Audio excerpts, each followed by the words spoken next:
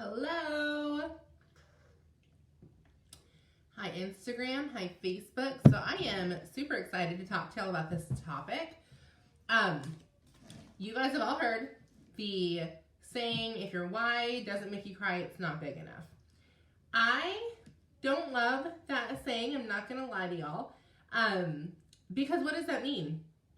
Even if my why is so big it makes me cry, that doesn't matter if I don't know how to get there. It doesn't matter how much money that I make in the business that I'm doing. If I don't know how to connect the dots between the money I'm making now and the big picture goal, or my why, if you will, that I'm trying to hit. So, what I would like to have y'all do, instead of just thinking about your why, is reverse engineer that. How do you get from where you're at right now? What are the steps that you can take today to start thinking about how you get to that why and kind of work backwards from there? So, a why is a great thing to have. Your why is literally like your big picture goal. That is your big thing one of your big things that you want to do. Now, that is external usually. That's what gets you like the applause from the outside people, right? Your why is usually something pretty big that everyone in your life is going to be able to see. Now, the vision, if you will, that's who you have to become as a person to achieve your why. That is the day in and day out habits that you have to form in order to become the person that can achieve the why that you have. So let's say, just hypothetically speaking, that one of your big goals is to do a bikini competition or an Ironman. I believe that's like a bodybuilding competition. So that would be a why. That's very huge. It's external. It's something everyone is going to see and it'll get you a lot of applause. But what's your vision? What kind of character do you have to develop in order to achieve that why? Because I can tell you right now, it doesn't matter the amount of money that you have to hire the nutritionist and the chef and the personal trainer and all that stuff, if you can't get your butt out of bed on time to get to a gym. So you have to think, okay, what is my vision? What kind of character do I have to develop to get to my why? So I'm going to take you through mine to kind of show you how you work backwards and you reverse engineer whatever your why is. So my why is I want to have basically a home for troubled teens. Now, that's an awesome goal. That is a very big goal. But what can I do today to make an impact in that space? So here are some of the things I wrote down. First off, my why is wanting to impact teens because I was a troubled teen. I had a lot of people impact me for good that I'm very grateful for. That's what I want to turn around and reciprocate. So here you go. I either need a bigger house if I want to do like an in-home thing. That might look like fostering. It might look like eventually adopting. There are several avenues I can do this with. It doesn't have to look like a one-size-fits-all. It could be that we open up a halfway house where we are not living on the premises and we're a little bit more hands-off, but we're financing it. Now, that's not necessarily my dream for this, but I'll walk you through a couple of things in a minute of why that might be the option. So now I have to look at, okay, what are my character flaws? If I'm going to open up my home, right, to be able to, let's say we have a big enough house, we can have 20 teenagers living on the premises. We'll have counselors that come in, like it would be an official thing. What would my character flaws be that I could start working on now? One of them, getting my butt up on time, right? One of them would be going to bed on time. One of them would be doing my daily journaling and doing my daily devotionals because I'm going to be teaching kids how to do this. So again, most of the time, especially with teenagers, they model after what you do, not after what you say. Now, here is the things that I had to ask myself. First off, we're going to reverse engineer, so we're going to work backwards. Now again, if we decide to do the in-home, there are some questions I need to ask myself. But if we decide to do out of home, there would be some questions I would need to ask myself. So here's what I did. First, you need to have a conversation with whoever you would be doing this with. Now, it might not mean that that's their passion, but I'm just going to, for example, my husband would be someone I would need to have that hard conversation with. He knows what my why is. We've had the conversation. So that is who I would need to talk to and say, okay, when we decide to do this, if we decide to do in-home, what are your thoughts on that? What would that look like? What are some safeguards we would have to set up? Originally, I just wanted to have a house for like teen girls. And I feel like God is moving towards more of teens in general, right? So again, that's a conversation you have to have with your husband. If obviously he's going to be impacted by it because he lives with you. So whatever your why is, you're going to need to have a conversation with your spouse as to, okay, what would that look like for us? Because I'm going to tell you, magically, in 10 to 15 years, and I'll tell you why that's the number in a minute, if I decide I want to have, a house and I have enough money and I want to buy this big house and move in, 20 teenage girls, if I don't speak to my husband and he's never heard about it, I'm probably going to get a little bit of resistance from that. It's going to be like, I don't know. We've not even talked about this. So we had the conversation, and we had a conversation on location, again, in-house or out-of-house. Again, it might start with foster care. There are so many avenues to do this. We had the conversation of, if we do this off location to where we're not living there, then where's the money going to come from to hire everybody that we need to hire in order to make the house run and actually be a benefit to these kids? Then we got to look at, okay, what are the state laws? What are the laws on certain things? Like, how would I even legally go about opening up a home or opening up my home for a group of teenagers? Again, the money is a real thing. Either I need to do some kind of like a fundraising type thing on a much larger scale than I've ever done, or I need to make the money through some income streams and be able to start it that way. For example, I want to be able to have horses on the premises for these kids. I was impacted a lot as a kid by horse therapy. I don't know what the official words for it, but brushing and grooming and taking care of horses and riding. And it was just very therapeutical for me and for all my friends that were in the program. So that's something I absolutely want to bring to a place like here. We're right outside of Chicago. There's not a lot of, actually, I don't know of any like horse therapy places around here. I would love to be able to start one of those. But we're going to have to, like, if we did off location, and that's kind of big picture, what I've kind of been thinking, it would be more like a dormitory style housing.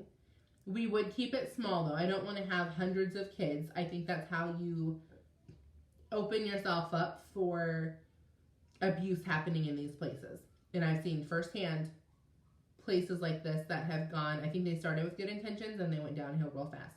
So that's not something that I want. So it would be dormitory style housing on a small scale, and there would be stables on the premises. So that's going to be something that's going to cost a good chunk of change in the beginning. Now, you've also got to ask yourself, okay, do you have kids right now? Because if you do, does your why align with your family that God has given you in the moment? I can tell you, fostering a bunch of teen girls right now would not be the smartest thing to do with a very impressionable 7-year-old. So that is not something that we would be opening up until she is graduated and out of the house. Now, if we wanted to do an off-location one, by the time she is a teenager, that might be an option. But that's not something that we would be doing right now, because right now a lot of my focus is going into homeschooling her. So I don't have time to be working with a whole bunch of other teenagers and be like as hands-on as I would want to be if I am giving my focus to my daughter like I should be, because that's my first priority. That's what I should be working on as far as the person right in front of me. My personal conviction is family comes first with any kind of goals and dreams and that kind of stuff. I think they're great. You can definitely involve your kids in certain things, but you've got to make sure that you don't flip where that work-life balance is thrown out of proportion. So what can I do right now? Because that's the hard question of, okay, I've looked at the details. I kind of have a roundabout ballpark, I guess, of what it would look like in the future and what I would love to do. I'm praying about it every single day because I'm not doing any of this. It's 100% in God's hands.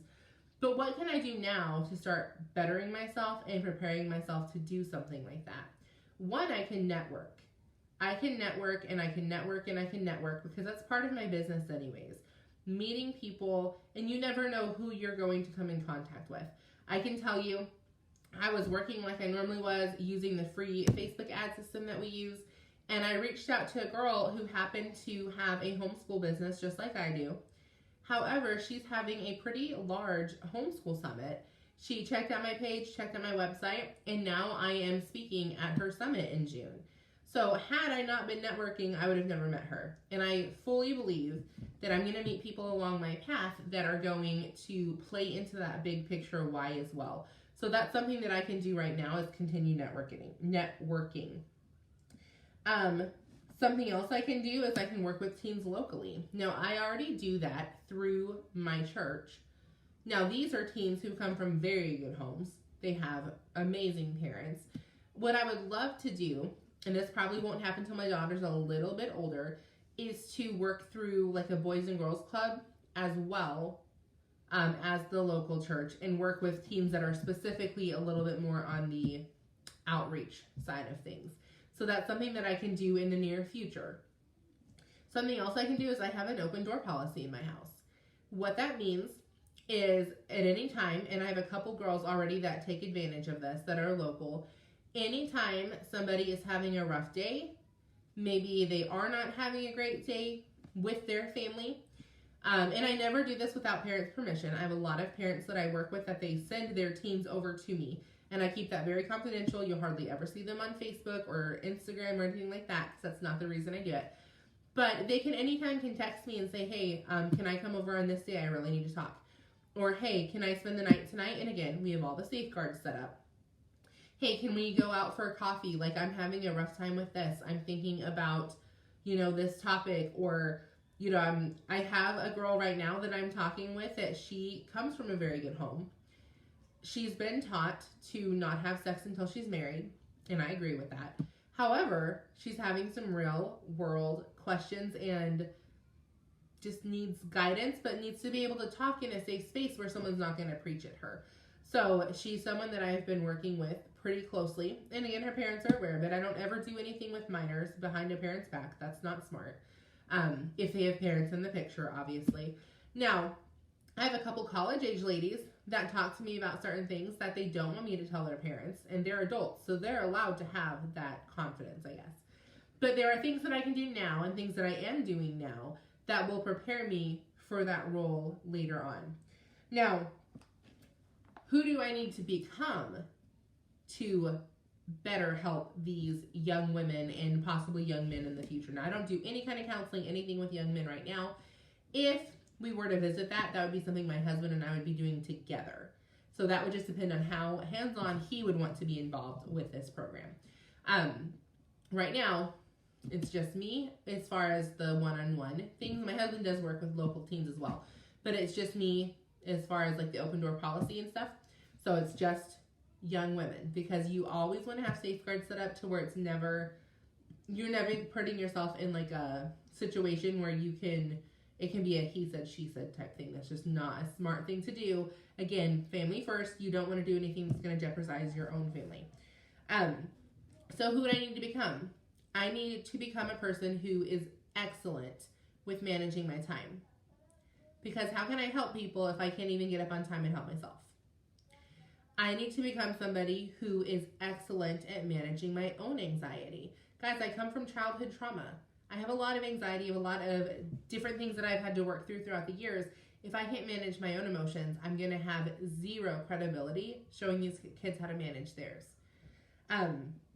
Another thing is I need to be schedule focused. Again, I need to make sure I'm putting my family first, because even when, right now, obviously my daughter's really little. So any of the things that we do on a day-to-day basis, I need to make sure that she's coming first and I'm not doing anything that's going to hurt her or put her on the back burner, because that would be equally as hurting to her in the long run. But even when my daughter's out of the house, and we decide to either open up our home or start a group home, then I would need to make sure I'm not putting my husband on the back burner, because he is still going to be my first priority. So being very schedule focused and making sure that I am not upheaving the balance is going to help me with that. So now is when I need to learn how to manage my time and control my schedule, so that way when I add new things onto my plate, it becomes that much easier to keep balance. Money. So money is a big thing, right? Magically, in 10 to 15 years, when my daughter graduates, are we just going to magically have the money to start this? No, it starts now.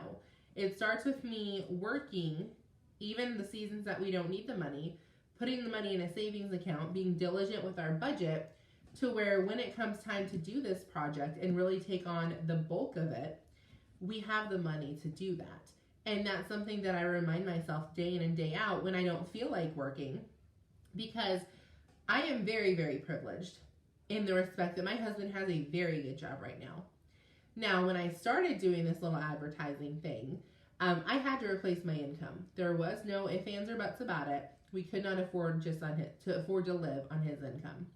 And I did. It took me about a year. I worked my butt off. I replaced my income. I love this industry. I love this job. But now I am crossing into making more money than we actually need. For like 3 years, I kind of just replaced my income and sat there. And I lived my life, and I loved the extra freedom. And then now I'm to the point where I'm deciding, okay, I want to go further. I want to be making much more money than I am, and much more money than we ever would need. But what keeps me motivated to work for that? Because my bills are paid. My husband, like I said, he works a lot of hours just like I do. So the pressure's kind of even on both of us. It's not like a one-sided thing. And truthfully, right now, I probably could take a step back for a couple of years, not do much of anything, and we would be fine because we've worked our butts off up until this point. But what's going to keep me motivated is looking at that big picture why of, yes, we may not need the money right now, but we absolutely are going to need the money if we want to do this project in the next decade or so. So that's something that I'm really focusing on. Now, how do I make the money right now? First off, I make sure that I'm leading from the front. And what that means is I'm a leader. I'm not a friend. Yes, I'll show up for my team. Yes, I love my team. I love on my team. I love hearing about their families. But I'm not a sounding board. I did that for a season. It was really dumb. I should not have done that. I thought that I needed to be more of a friend. In reality, I didn't need to be a friend. I needed to give them the tools that they needed to make the money that they wanted, which in long term helps me because it's all part of my sales team. So again, not to say I'm not friends with these people, and there's lots of times for friendship, trips and that kind of stuff. But when you're showing up day in and day out, when you're only being a friend and you're not telling them the things that they need to hear, you're doing yourself and them a disservice. You're not doing yourself any favors. So second thing is my health. So again, I'm talking about doing this in 10 years. So if I've got health issues now I'm not taking care of, then in 10 years they're not getting better, they're going to get worse. And if I want to be able to be hands-on and helping these kids and showing up for them and going out and doing things with them like riding horses and grooming horses and that kind of stuff, I need to be healthy. So that's something that I can work on right now. Some kind of counseling courses is something I'm looking into. Now, I did graduate college. I have a teaching degree. I've taken lots of counseling classes as part of my teaching degree, but I don't have a counseling degree, and things are always changing. I don't know that I want to go back to school and get a degree. I've kind of toyed with it. I don't think that that's the avenue that God has for me. But there are so many classes I can audit. There are so many courses I can take that aren't even affiliated with certain colleges. So there's lots of things I can do. So I hope this helps you take your why, break it down, and reverse engineer it into the baby steps that you need to take today. The steps that you can take today to get toward your why. So, hope this helped, and I will see y'all in my next video.